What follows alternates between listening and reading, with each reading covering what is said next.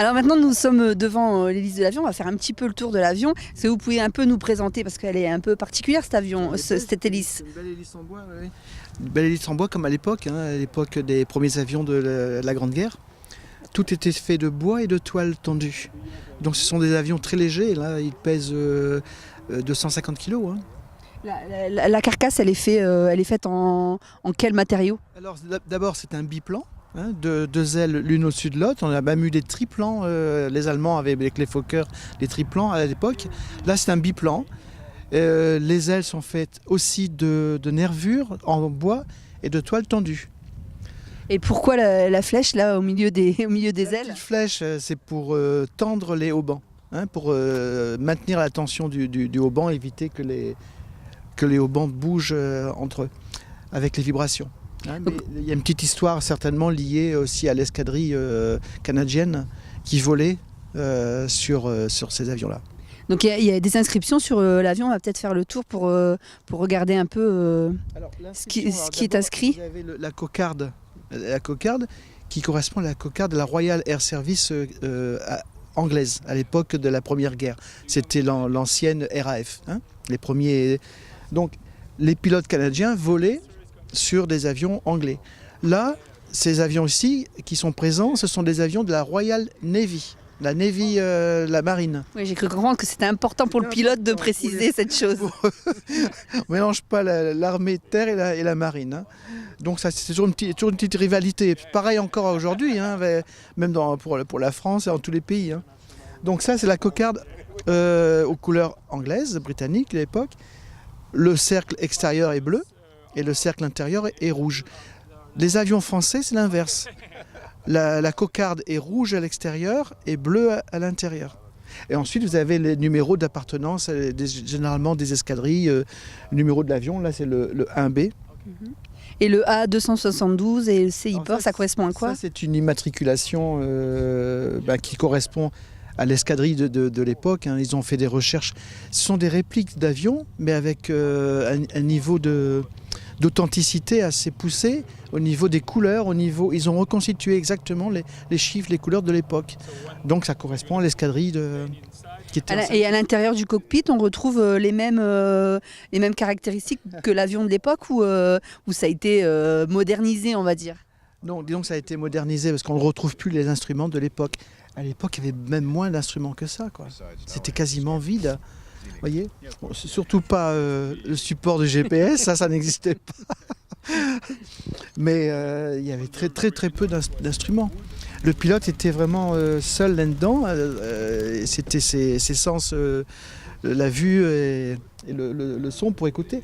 Au-dessus, il y avait une mitrailleuse, généralement, qui était fixée en haut. Donc, au début de la Grande Guerre, les pilotes devaient même actionner lui-même la mitrailleuse qui était au-dessus, parfois même se lever pour la recharger, tout en pilotant. Donc pour les combats aériens, c'était pas évident. C'était vraiment un travail rudimentaire. Ouais. Ouais. Et pourtant, le Nieuport, c'était un des avions quand même les plus rapides à l'époque. Il y a eu plusieurs Nieuport. Après, il y a les Sopwith et les SE5. Enfin, c'est très technique. Mais ce sont des avions qui atteignaient 110 km/h. Et à la fin de la guerre, de la Grande Guerre, les avions atteignaient quand même 250 km/h. Ensuite, les mitrailleuses étaient fixées à l'avant et tirées entre les pales de l'hélice, ce qui leur permettait de faire des combats plus rapprochés, plus dynamiques. Mais il faut penser à tous ces jeunes pilotes qui étaient très jeunes, qui avaient la vingtaine d'années et qui étaient livrés eux-mêmes seuls dans ces machines. Beaucoup ont combattu ici au-dessus de Lens et Vimy. On a eu des grands as canadiens, Bishop, anglais, qui ont combattu et ici au-dessus et aussi des Allemands. Le Baron Rouge, par exemple, qui était à Douai. Qu'on a vu, il me semble, il y a 2 ans au meeting. C'était pas celui-ci?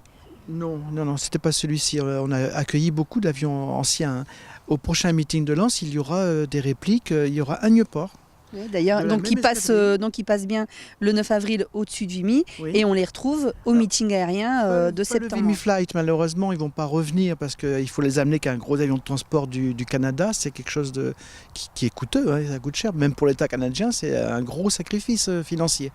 Enfin, pas un sacrifice, c'est un plaisir pour eux, mais on peut appeler ça. Mais sinon, pour le meeting aérien, oui, il y aura aussi des avions qui sont basés en Europe, et dont un à Nieuport de la même escadrille. Même pas un Nieuport, un Sopwith de l'escadrille canadienne. Donc là, le meeting, on peut en parler maintenant. Ça va se dérouler en septembre, comme tous les 2 ans. C'est à quelle date et comment ça va se dérouler? Alors le thème déjà du meeting, c'est le thème canadien, la bataille de Vimy et la bataille de Los Angeles, de la côte 70. Hein, il y a eu deux belles batailles pour les Canadiens qui ont marqué l'entrée du Canada dans les nations. Hein.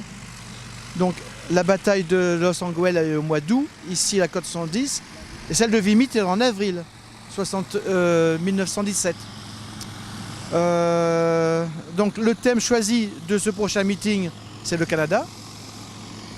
C'est bruyant en avion. Hein. Ouais, bah oui, mais on est sur l'aérodrome, donc forcément, on s'attendait à avoir du bruit. Mais c'est bien, c'est un beau bruit. Donc le thème de cette année, c'est le Canada. Et nous avons sollicité l'armée canadienne, l'armée de l'air canadienne.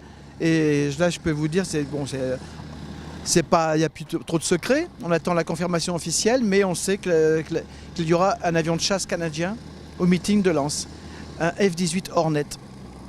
Donc Sinon, il y aura d'autres avions. À peu près 7 pays qui vont participer au meeting de Lens en septembre pour commémorer les victoires canadiennes et leurs amis canadiens. Donc il y aura la Pologne, la République tchèque. Les Polonais nous envoient des F-16.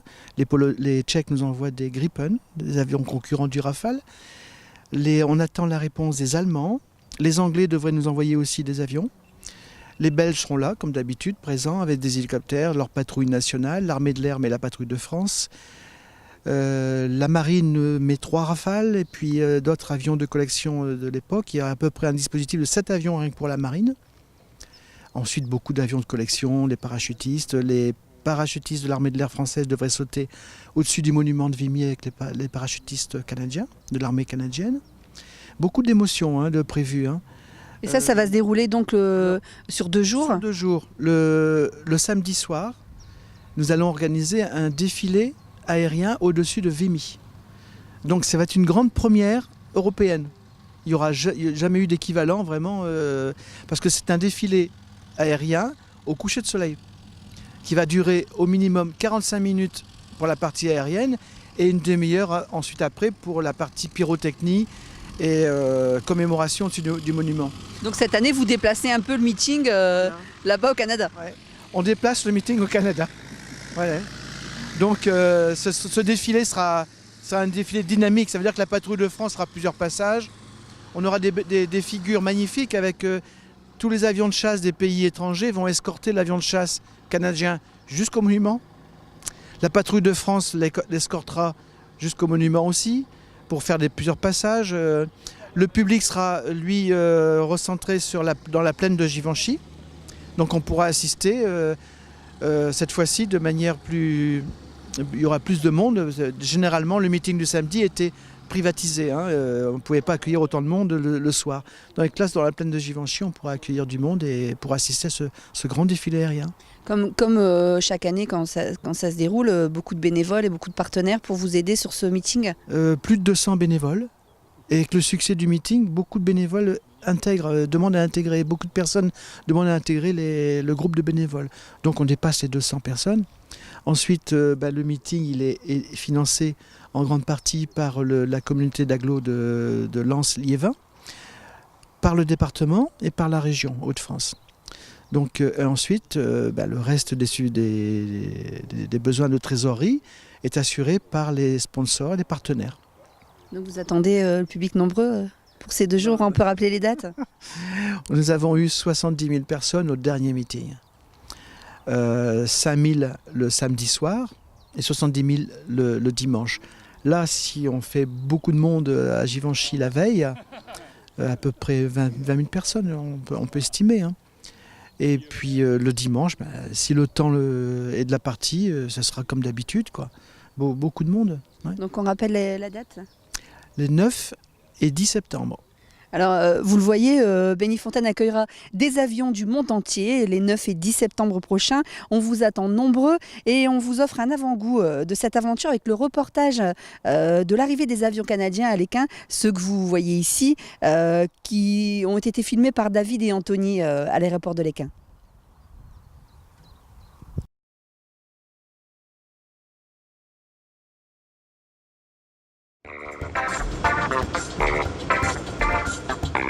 Ben, on a un gros avion de transport canadien, de l'armée canadienne, à décharger.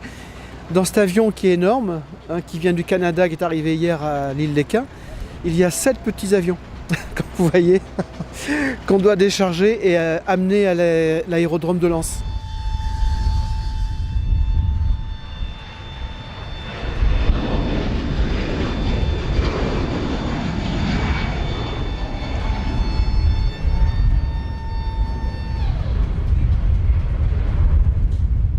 Bah déjà avec les Canadiens, ça fait 4 mois qu'on est vraiment en relation avec eux. On leur a proposé notre aide, les bénévoles du meeting aérien de Lens, on leur a proposé notre aide pour la logistique. Donc eux, forcément à distance, c'est pas facile, donc on s'est occupé de tout. Et de façon à pouvoir amener les avions en bon état à l'aérodrome, c'est un gros travail. Exactly right. Yeah. But it's, Like so. and most of the people don't realize that all the wings were. What does Vimy represent for Canadians? Well, one of our historians called it the day Canada became a nation, and I believe that is true. We'd been in existence for 50 years, but we were still a colony of the United Kingdom, of Great Britain, and after that we stood alone. Canada, Australia and New Zealand were recognized, and we're at the Treaty of Versailles. We signed as separate countries, not as part of the British colonial system. Why is it important for you to be here and participate in this Vimy event? Well, Canada in 1914 was a nation of 8 million. Of that, we had 640,000 in uniform during World War I. Of the 640,000, over 60,000 were killed, 1 in 10 of our young soldiers. And so when you look at that many of our nation that goes to war and coming back with the loss of 1 in 10, and for the aviators, as a matter of fact, the losses were 1 in 5. It was even more tragic because they were also learning to fly something brand new. Wright brothers had only invented aviation in 2003, so a dozen years after the Wright brothers, and now we're sending them off to war. They're untried. A lot of the young pilots coming to the front had 10 hours or so flying experience. So you could say that half of them were killed by aircraft accidents and the other half in the hands of the enemy. So it's very important. It's aviation history, it's Canadian history, and Vimy is the day that made Canada a nation. We were suddenly recognized as no longer a colony, but a standalone country, and we're very proud of it. We're here to commemorate Vimy. We're going home to celebrate Canada's 150th year since Confederation. And we're taking Vimy back to Canada. We're going home to tell the story. Peter, you want to make a quick comment about how it's important for you personally to participate in this Vimy event? Yeah, absolutely. On a personal level, and I'll just add to what Alan said. And for me, it's I'm an immigrant to Canada, like so many Canadians, a new immigrant, and it's just a wonderful country, great people, and it's my way of saying thank you to Canada and all the people that made Canada.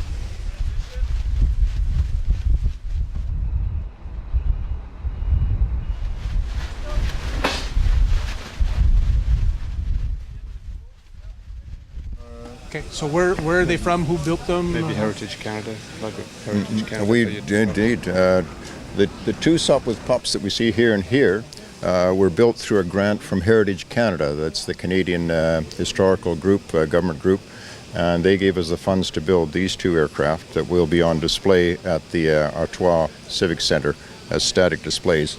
The other aircraft, the Newports at the back, interesting story, they were built by a group of Experimental Aircraft Association types in Independence, Oregon. They built 14 of them. And the group that built them, no one owned one until they were all done. And then they drew straws to see who would get which aircraft. So all done in fairness, and what we like about them is they're all it's almost like a factory build. They're all the same. So if we do a modification on one, we can do it on the others.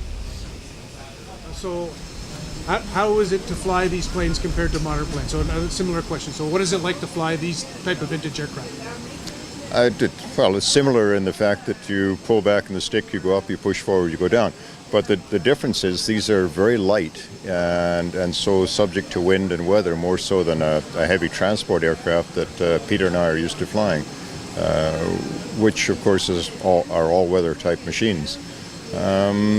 When you consider the fact that our ancestors, our grandfathers, flew these in the First World War in all kinds of weather, we're pretty humbled by that factor.